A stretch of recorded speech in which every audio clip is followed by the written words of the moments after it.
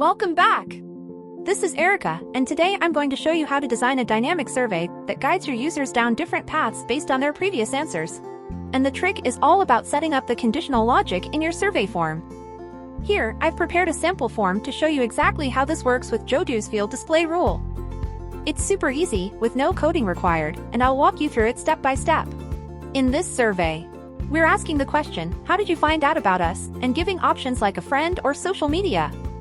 Now, based on the answer, we want to show or hide some additional fields. If someone chooses a friend, we want to ask for their name. If they choose social media, we want to know which platform they found us on. Now, let's make that happen.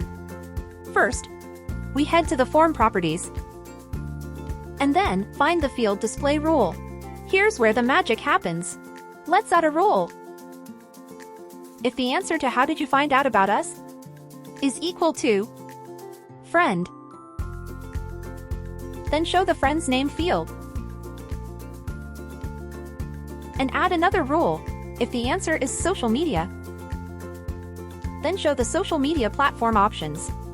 Once that's set, we hit save, and we're done. It's that simple. Now let's take a look at how it works in action. Go to the Publish page, find To All, and enable the public access. And I'll open a new tab and preview the form. Right now, both the friend's name and social media platforms fields are hidden. When I select friend, the friend's name field pops up. And when I select social media, the platform options show up. Pretty neat, right?